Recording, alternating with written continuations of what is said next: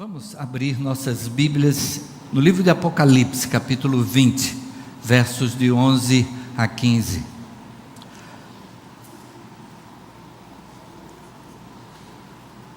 Peço que acendam as luzes gerais do templo, para que possibilite a leitura, o acompanhamento na leitura de Apocalipse, capítulo 20. Todas as lâmpadas do templo, por favor. Apocalipse capítulo 20, versos de 11 a 15.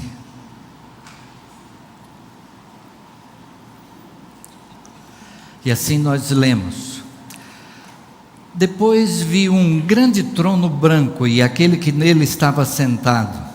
A terra e o céu fugiram da sua presença e não se encontrou lugar para eles. Vi também os mortos, grandes e pequenos, de pé diante do trono, e livros foram abertos. Outro livro foi aberto, o livro da vida. Os mortos foram julgados de acordo com o que tinham feito, segundo o que estava registrado nos livros. O mar entregou os mortos que nele havia, e a morte e o Hades entregaram os mortos que neles havia. E cada um foi julgado de acordo com o que tinha feito. Então a morte e o Hades foram lançados no lago de fogo. O lago de fogo é a segunda morte. Se o nome de alguém não foi encontrado no livro da vida, esse foi lançado no lago de fogo. Vamos orar. Senhor Deus, louvamos o Teu nome, Pai, e agradecemos pelo Teu cuidado para conosco, Teu amor, Tua graça, Tua compaixão, porque podemos ter segurança em Ti, esperança em Ti. Nesta hora, Pai, em que a Tua palavra foi lida, que possamos ter a edificação que Tens reservada para cada um de nós na Tua palavra, e que o Teu Espírito esteja guiando mente e coração de cada um de nós aqui, para que possamos estar prontos a aplicar na vida a Tua vontade. É a nossa oração em nome de Jesus. Amém. Amém. Nós estamos numa série de mensagens que tem este título: Sem Medo do Medo. E alguém pode dizer: pastor, mas lendo esse texto que nós acabamos de ler, esse texto parece que é de dar medo. Ele começa a falar a respeito do julgamento final, e ele fala a respeito do lago de fogo, e ele fala a respeito de pessoas que serão lançadas no lago de fogo. Mas esse texto, ele é de fato de dar esperança, de dar segurança. Esse texto fala então a respeito do grande mandamento, e ele diz que livros foram abertos, e que cada um foi julgado de acordo com o que estava registrado nesses livros. A gente tem esse texto registrado, é claro, no tempo de João, que escreveu o livro de Apocalipse. Quando a gente vê livros foram abertos, a gente de repente é capaz de pensar, né, num grande livro, né, com uma capa assim, que a gente vai abrindo e tendo todos os registros ali. João não pensava desse jeito, porque ele não tinha essa ideia de livro. Livro para ele era um rolo.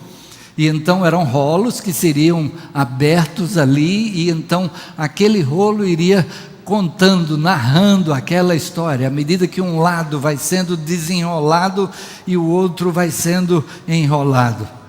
Talvez, se João estivesse conosco hoje, ele mencionasse que seria apresentado naquela hora o vídeo da nossa vida, seria apresentado ali o DVD da nossa vida. E eu lembro de uma mensagem com o pastor Russell Shedd, né? E já tenho compartilhado a experiência daquela mensagem. O pastor Russell Shedd dizendo que no dia do julgamento final iria passar assim um vídeo da nossa vida, e iria aparecer ali na tela tudo aquilo que a gente fez, e claro que iria chamar a atenção aquilo que a gente fez de errado. E a gente pode imaginar como é que a gente estaria, imagine aqui no templo, não é? E se começasse a passar tudo da nossa vida, e como é que a gente ficaria pequenininho ao ver coisas que a gente fez e das quais se envergonharia, principalmente porque estariam sendo apresentadas diante do Supremo Juiz. Mas acontece que o pastor Shed, ele diz que naquela hora, quando tivesse aparecendo ali a minha vida, o rosto que estaria aparecendo era o rosto de Jesus. E a gente vai ver aqui nessa meditação dessa hora, por que é que isso poderia acontecer? E aqui a gente tem como tema para hoje o medo de não ir para o céu. No domingo passado, o pastor Nelson, que está aqui com uma cabeça brilhante, hoje ele está com uma mente brilhante, né? E quem não esteve aqui durante esse final de semana pode talvez até se perguntar, né? O que é que houve? Foi algum voto nazireu?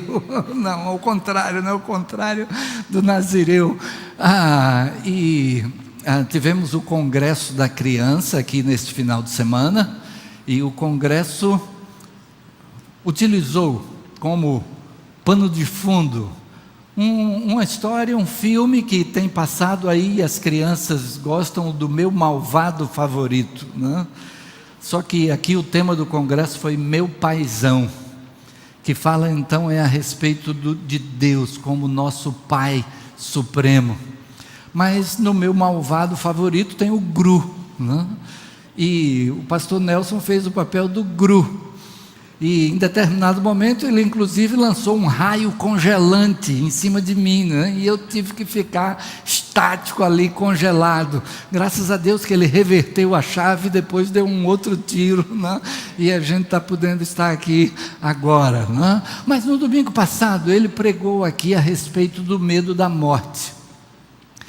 E parte do medo da morte é o medo exatamente de estar diante do grande julgamento. E desta hora em que os livros seriam abertos, em que a nossa vida estaria exposta, e qual seria o resultado, a avaliação que Deus haveria de fazer a respeito de cada um de nós, que condição teríamos de estar ali. Mas o texto também diz que houve ali um outro livro, que é o livro da vida. E que livro é esse? O que é esse livro da vida?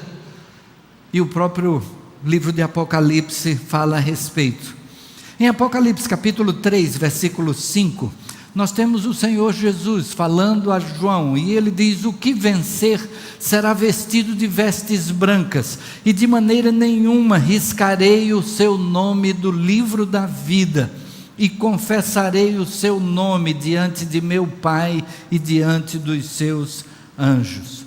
Ele diz então que o que vencer será vestido de vestes brancas, de vestiduras brancas. Ele diz que então o fato de termos o nome escrito no livro da vida está associado com essas vestes brancas. E mais adiante, nesse mesmo livro, capítulo 7, versículos 13 e 14, e um dos anciãos fala com João, e um dos anciãos me falou dizendo: estes que estão vestidos de vestes brancas, quem são e de onde vieram? E eu disse-lhe: Senhor, tu sabes. E ele disse-me: estes são os que vieram de grande tribulação, e lavaram as suas vestes no sangue do Cordeiro, e as branquearam. Lavaram as suas vestes e as branquearam no sangue do Cordeiro. Esse Cordeiro é Jesus Cristo. O seu sangue derramado ali na cruz é que nos purifica de todo o pecado, é que transforma as nossas vestes que estavam manchadas com tudo aquilo que praticamos na vida, que estava contrário à vontade de Deus, aquilo que era o propósito de Deus para nós. E Deus nos criou para o bem. Sempre que agimos diferentemente em relação a esse propósito, estamos cometendo pecado. E tudo aquilo que pudemos ter feito de errado, agora foi lavado pelo sangue do Cordeiro. Jesus Cristo, ao morrer ali na cruz, estava morrendo a nossa morte, levando sobre si a nossa condenação. E aí o texto diz: o que é que acontecerá com quem tiver o seu nome escrito no livro da vida? E no próprio capítulo 7, o versículo seguinte, nós lemos 13, 14, o 15 diz: por isso estão diante do trono de Deus, e o servem de dia e de noite no seu templo, e aquele que está sentado sobre o trono os cobrirá com a sua sombra. Estes que tiveram as suas vestes lavadas, que tiveram então o seu nome escrito no livro da vida, esses estarão para sempre diante do Cordeiro, e o servem no seu templo, e a sua sombra os cobrirá. O próprio João, escrevendo na sua primeira carta, capítulo 5, a partir do versículo 11, ele diz: este é o testemunho, Deus nos deu a vida eterna, e essa vida está em seu Filho. Quem tem o Filho tem a vida. Quem não tem o Filho de Deus não tem a vida. Escrevi-lhes estas coisas a vocês que creem no nome do Filho de Deus, para que vocês saibam que têm a vida eterna. Não precisamos temer o momento do julgamento, porque o Senhor Jesus já nos tem afirmado que nós temos a vida eterna. O apóstolo João nos transmite essa informação, e tudo aquilo que ele escreve nessa carta, ele diz: é para que saibam que tem a vida eterna. Quando João escreveu o seu evangelho, ele faz toda a narrativa dos ensinos de Jesus, e João tem a maior parte dos discursos de Jesus. E ele chega próximo ao final do livro e ele faz uma afirmação. Ele diz que Jesus operou diante dos seus discípulos muitos outros sinais que não estão escritos neste livro. Estes, porém, foram escritos para que creiais que Jesus é o Cristo, o Filho de Deus, e para que, crendo, tenhais vida em seu nome. Jesus oferece vida, e todo o Evangelho, a narrativa do Novo Testamento aponta para Jesus, aponta para a salvação que Ele oferece. Por isso, ao lermos aquele texto que lemos no princípio, que poderia nos levar ao temor de ser lançados no lago de fogo, nós, por outro lado, podemos ter a esperança e a segurança de que, por meio de Cristo, nós podemos ter a certeza de vida eterna, de estarmos com Ele por toda a eternidade. As pessoas têm medo do dia do julgamento, e exatamente porque têm medo de sofrer a condenação nesse julgamento. E é algo que deve estar realmente claro na nossa mente, porque alguns estarão chegando àquela hora sem ter a sua fé firmada em Jesus Cristo. Uns porque não chegaram a conhecer o caminho da salvação. E o próprio Senhor Jesus é aquele que diz lá em João 14, versículo 6, vamos dizer juntos: eu sou o caminho, a verdade e a vida, ninguém vem ao Pai senão por mim.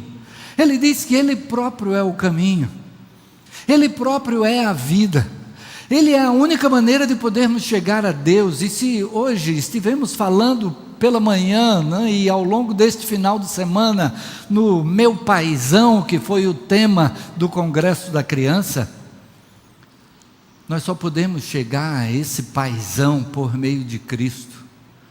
Graças a Deus, no Congresso da Criança, 63 crianças deram a sua decisão ao lado de Cristo. Louvado seja Deus por isso. de poderem começar desde cedo na vida, crendo em Cristo como único e suficiente Salvador, tendo a Cristo como Senhor das suas vidas. E Jesus é aquele que diz: eu sou o caminho. Mas, de repente, a pessoa não chegou a ter esse conhecimento. O apóstolo Paulo, escrevendo aos Romanos, lá no capítulo 10, ele vai dizer que a vontade dele em relação ao seu próprio povo era para a salvação deles, era para que eles pudessem ter salvação. E ele afirma: porque eu testifico de que eles têm zelo de Deus, mas não com entendimento. E quanta gente que nós conhecemos que tem zelo de Deus, que faz as suas preces, que até tem ações sacrificiais, só que achando que essas ações é que serão o caminho para Deus, achando que aquilo que de bom puderem fazer é que vai fazê-los mais merecedores de que naquela hora, no julgamento, naquele julgamento final, o Supremo Juiz possa olhar de uma maneira mais condescendente para si. Ele diz: eles têm zelo de Deus, mas não com entendimento, porque não conhecendo a justiça de Deus e procurando estabelecer a sua própria justiça, não se sujeitaram à justiça que vem de Deus. Não conhecendo a justiça de Deus, procuraram estabelecer a sua própria justiça. E quanta gente que hoje em dia está dizendo: não, eu acho que Deus vai olhar para mim de determinada forma, eu acho que o que eu preciso fazer para Deus é algo assim e assim, e que então eu vou merecer de Deus alguma coisa. E nesse eu acho, vão construindo a própria justiça. E muitas vezes essas pessoas desprezam a palavra de Deus. E a palavra de Deus foi aquilo que ele fez questão de deixar registrado. Fez questão de deixar registrado a respeito do próprio Filho, a respeito de Jesus. Tudo aquilo que nós temos do ministério de Jesus está na palavra de Deus. E as pessoas olham para esse livro e dizem: ah, mas não, esse livro não me interessa. Sem saber que ele reserva o que há de mais importante para a nossa vida. Sem saber que é esse livro que fala dessa justiça de Deus. E no versículo seguinte, então, ele vai dizer que o fim da lei é Cristo para a justiça de todo aquele que crê. O apóstolo Paulo está se referindo ao seu povo, e o seu povo tinha todo o Antigo Testamento, a lei que mostrava o que é que cada um deveria fazer para agradar a Deus. A lei mostrava também que era necessário um sacrifício pelo pecado. A lei mostrava de que todos nós erramos, todos nós temos pecado, e então era necessário aquele sacrifício. E a figura utilizada era de um animal que era oferecido, e o derramamento daquele sangue é que então estaria trazendo, promovendo o perdão de pecados. Mas isso tudo era uma figura daquele sacrifício de Jesus, do sacrifício que realmente seria o tomar o nosso lugar. O animal não sabe o que faz. O animal age por instinto. Quando um animal ataca uma pessoa, é porque o seu instinto ou de saciar a própria fome, ou de proteção, ele foi atingido. Lembro que Zila, uma vez na casa da mãe dela, ao ter cuidado com a mãe no caminhar, e ao pegar a sacola da mãe para carregar, o cachorrinho da casa achou que ela estava atacando a mãe, e foi e atacou Zila, e a gente teve que sair por aí rodando para encontrar vacina, para que ela pudesse tomar. porque ele agiu por instinto. Aquele sacrifício do animal, aquele animal não estava sabendo o que estava acontecendo, mas o sacrifício que realmente importava era o sacrifício de Jesus, que ofereceu a si mesmo em sacrifício. Ele tendo vivido uma vida sem pecado, agora ele se oferece para levar sobre si o nosso pecado, para que nós pudéssemos ter perdão, salvação, vida eterna. O apóstolo Paulo então menciona que o judeu, ele tinha toda aquela formação e tudo aquilo que era necessário para agradar a Deus, mas ele não entendeu que o fim da lei, o propósito de toda a lei, era mostrar essas duas verdades. A primeira é de que era necessário o sacrifício pelo pecado. De fato, a anterior, a segunda vem antes da primeira, porque o propósito da lei era mostrar a existência do pecado, mostrar que todos nós erramos, mostrar que desobedecemos a Deus e que isso então nos coloca na condição de condenação, e que um sacrifício haveria de nos trazer justificação. E aí o apóstolo Paulo, em Romanos capítulo 5, vai nos dizer: justificados, pois, por meio da fé, temos paz com Deus, por meio de nosso Senhor Jesus Cristo. Nós somos justificados pelo sacrifício que Jesus operou na cruz em nosso lugar. Mas alguém pode ter medo da condenação por não tomar o conhecimento. Alguém pode ter medo da condenação por até mesmo rejeitar a salvação que Jesus oferece. Porque Deus deseja que todos nós estejamos com Ele no céu, mas Ele também colocou diante de nós a opção.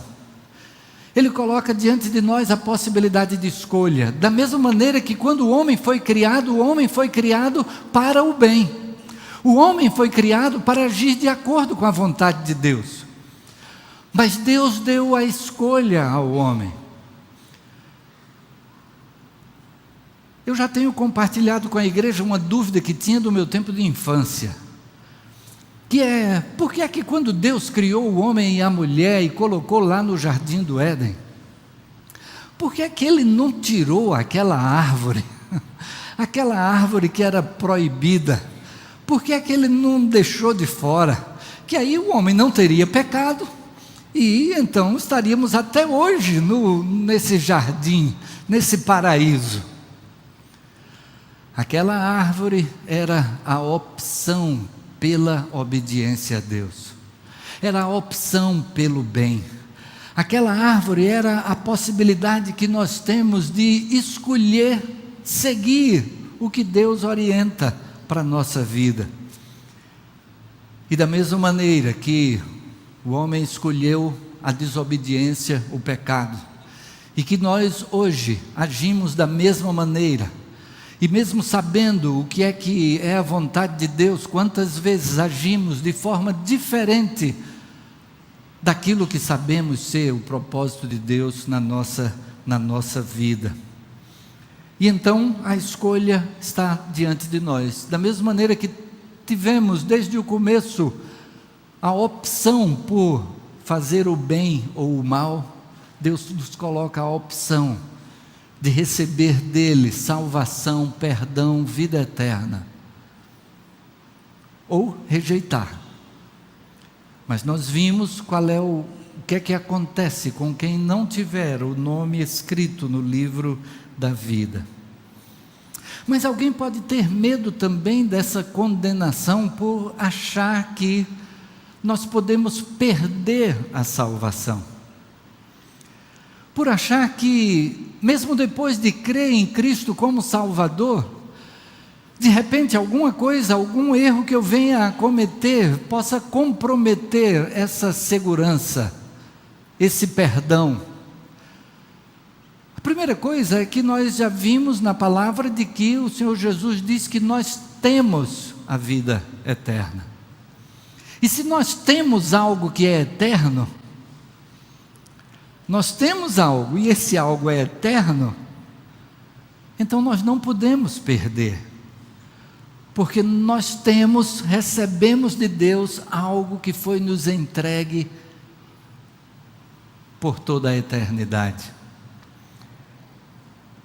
O próprio Senhor Jesus é quem diz: em verdade vos digo, quem crê em mim tem a vida eterna. João capítulo 6, verso 47. Muitas vezes se crê que, mesmo tendo a vida eterna, nós podemos perder esta vida eterna, este perdão, a salvação, por conta do pecado. O que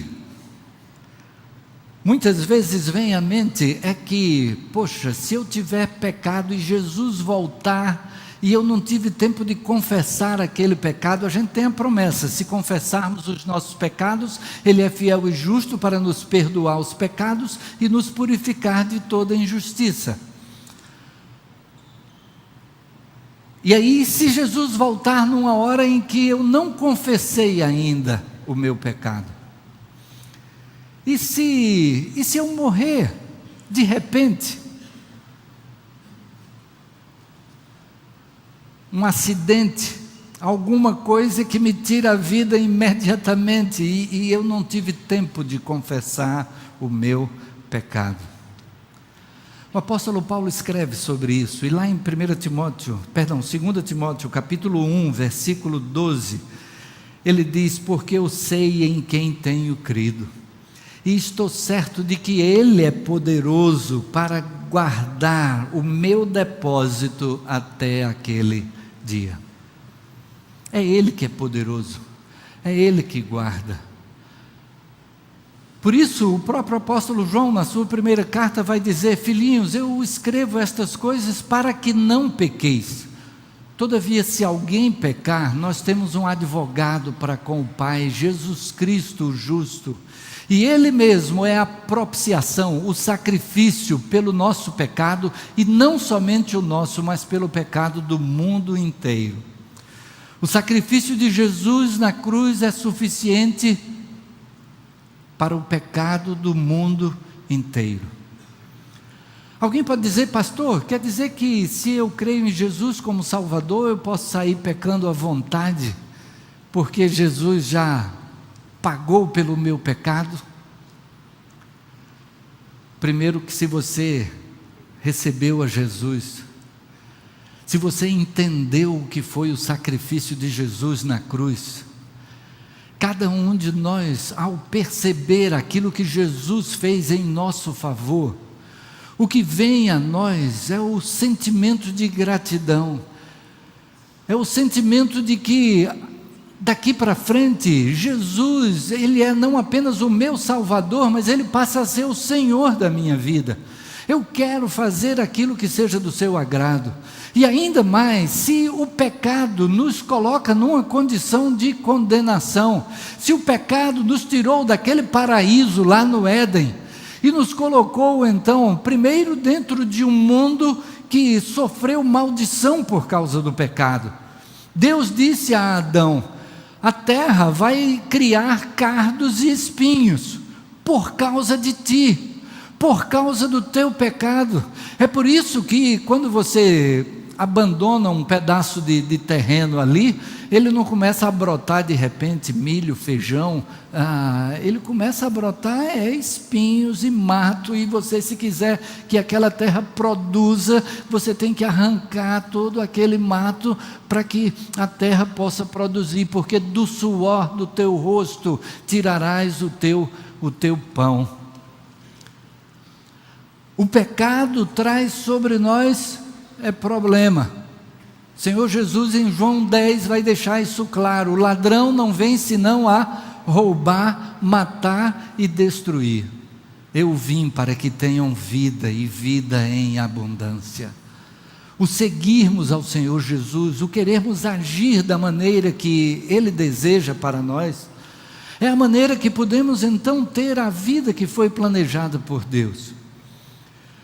Por isso, entendemos, e aí é que entra a questão da fé na vontade de Deus, a fé de que o que Deus tem para nós é o melhor.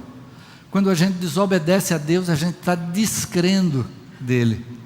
Quando a gente desobedece a Deus, a gente está dizendo: eu acho que o meu jeito é melhor do que o de Deus, mas o que Ele tem para nós é o melhor.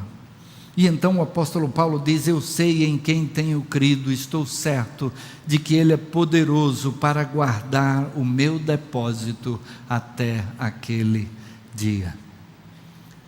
Se tivemos nesta semana o tema Meu Paizão, como é que a gente faz em relação a um pai que nos ama, que cuida de nós, que dá o melhor para cada um de nós?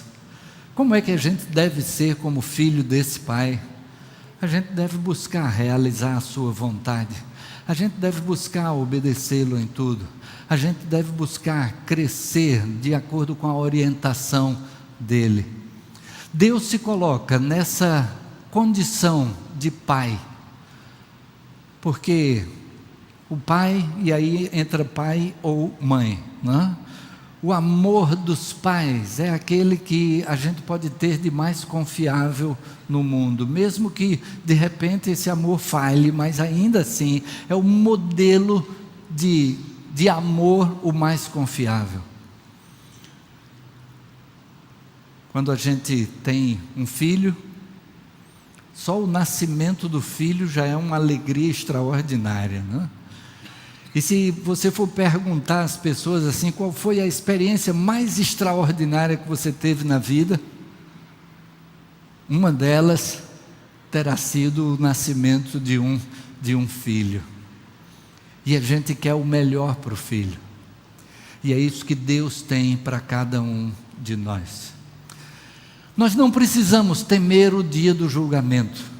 Nós não precisamos temer a condenação naquele julgamento, se a nossa fé está firmada em Jesus que já pagou o preço do nosso pecado, que pelo derramamento do seu sangue lavou as nossas vestes, e nós podemos estar naquela condição que o apóstolo João descreve ali no Apocalipse, daquela multidão de pessoas que estavam ali vestidas de vestidos brancos. As pessoas às vezes olham para o crente e dizem: rapaz, eu não suporto o crente dizer que vai para o céu. Como é que alguém que, como se diz, come feijão com arroz, pode dizer que vai para o céu? Como é que alguém que tem os seus erros, como é que pode dizer que vai para o céu? E a condição é ser lavado pelo sangue de Jesus Cristo. É que tudo aquilo que poderiam ser manchas na história da nossa vida, no registro da nossa vida, Cristo levou sobre si. Ele nos oferece aquela troca. Ele oferece a sua vida sem pecado, e nós oferecemos a Ele a nossa vida cheia de manchas. E então as vestes brancas, quem merecia vestir era Jesus Cristo. Mas nós temos as nossas vestes lavadas pelo sangue do Cordeiro. Não precisamos temer o momento da nossa partida. Claro, não é por isso que a gente vai querer antecipar essa hora.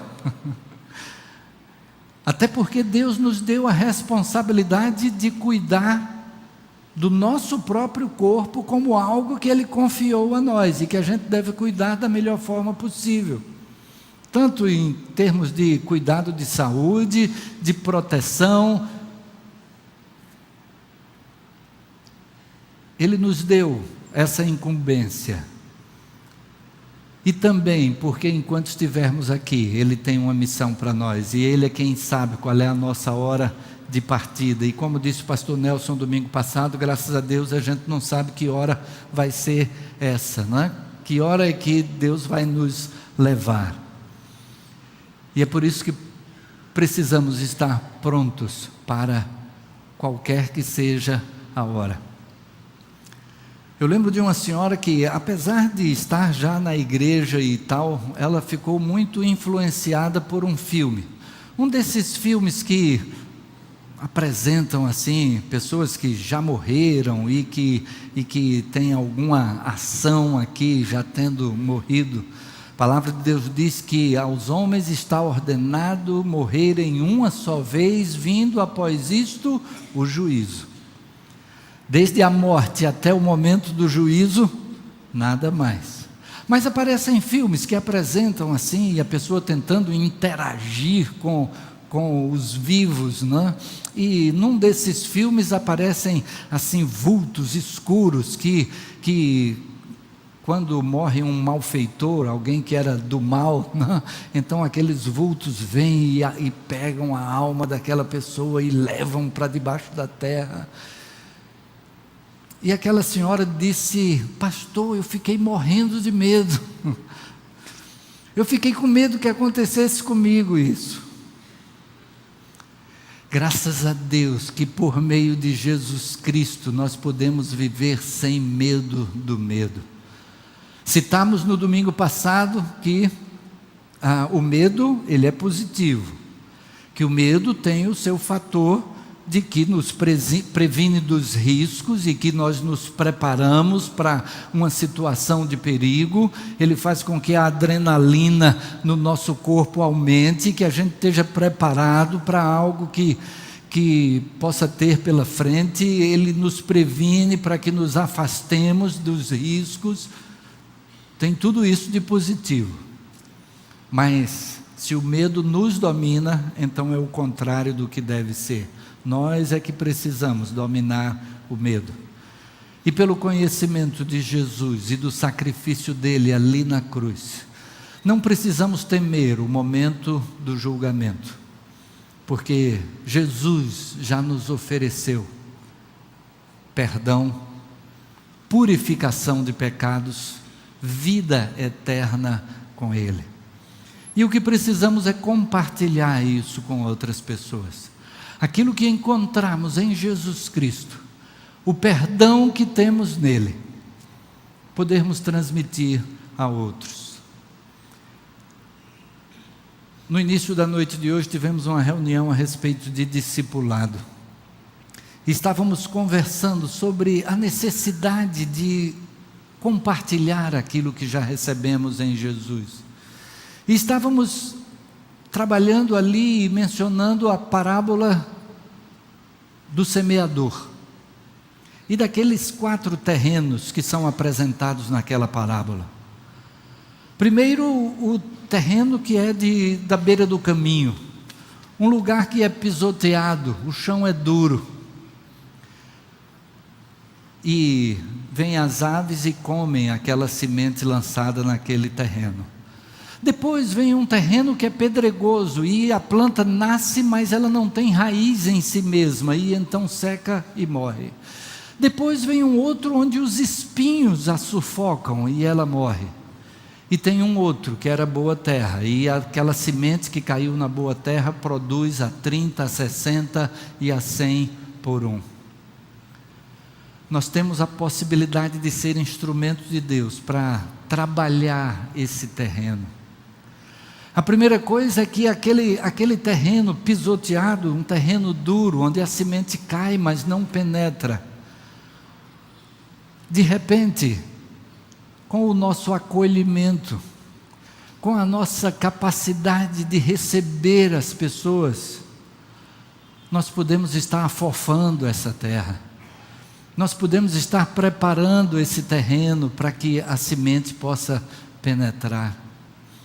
Depois, aquela que caiu entre os pedregais e não tinha raiz em si mesma, mas nós podemos chegar junto e, através do discipulado, compartilhando o ensinamento da palavra, aquela pessoa vai adquirindo raiz, e aquela terra que era pedregosa, ela passa a ser uma terra fértil, uma terra que produz.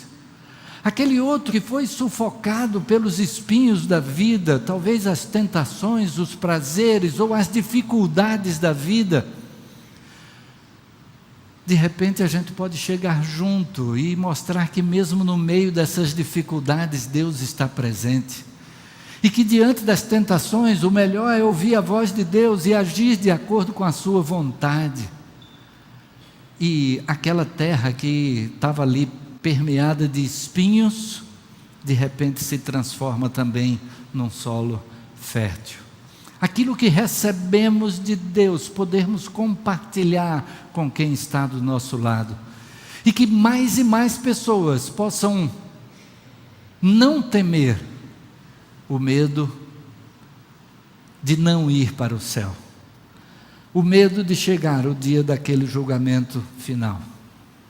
Mas possam ter a segurança de que com Jesus Cristo nós podemos chegar àquele dia e ter a alegria do que nós cantamos há pouco: céu, lindo céu, eu vou para o céu, lindo céu, com Cristo vou morar no lindo céu. Aqui neste mundo nós temos muita coisa boa, também dificuldades, problemas que surgem na nossa vida. Mas a promessa da palavra é que naquele lugar não haverá mais morte, nem pranto, nem clamor, nem dor, porque as primeiras coisas são passadas. Estaremos ali vivenciando aquilo que é o propósito de Deus final para a nossa existência. O propósito maior que vem depois de terminarem os nossos dias aqui, e que é um propósito de toda a eternidade. A vida com Jesus aqui já nos mostra um pouquinho do que será essa vida lá. Cada um que recebeu a Jesus pode olhar para trás e ver como era a vida antes de Jesus e como passou a ser a vida depois de Jesus. E isso nos coloca na condição de antessala do céu, de sala de espera do céu. A gente já tem uma noção de como vai ser estarmos na presença de Deus por toda a eternidade. Baixe sua cabeça, feche seus olhos. Eu gostaria de, em primeiro lugar, perguntar: talvez você entrou aqui nesta noite e ainda não tinha a segurança de salvação, de vida eterna. Talvez ainda temia aquele momento do julgamento final. E você pensava nas coisas que já praticou e que vão estar diante de Deus. Mas hoje você ouviu que Cristo pagou pelo seu pecado. E o que é necessário é fazer a entrega da sua vida a Jesus. É recebê-lo como Salvador e Senhor da sua vida. E você tem a oportunidade de fazer isto agora. Você tem a oportunidade de dizer: sim, Jesus, eu quero que Tu sejas o meu Salvador. Eu coloco diante de Ti a minha vida com tudo aquilo que eu possa ter praticado, que foi contrário à vontade de Deus. Eu entrego a Ti a minha vida. Se alguém que quer fazer essa entrega nessa noite, dê-nos um sinal levantando uma das mãos. Diga: sim, Jesus, eu quero que Tu sejas o meu Salvador e o meu Senhor. Através desse sinal, você estará cumprindo aquilo que o Senhor Jesus disse, quando afirmou: aquele que me confessar diante dos homens, eu o confessarei diante do meu Pai que está nos céus. É a maneira de você dizer: sim, Jesus, eu confesso a Ti como meu Salvador. Deus a abençoe, Deus a abençoe. Pode abaixar, pode abaixar. Mais alguém que nessa hora diz: Jesus, eu entrego a minha vida nas Tuas mãos. Sim, Jesus, eu quero ter essa mesma certeza, segurança de vida eterna. Eu Te recebo como meu Salvador e meu Senhor. Levante a sua mão onde estiver. Nós não vamos nos alongar, não é uma insistência, é uma oportunidade.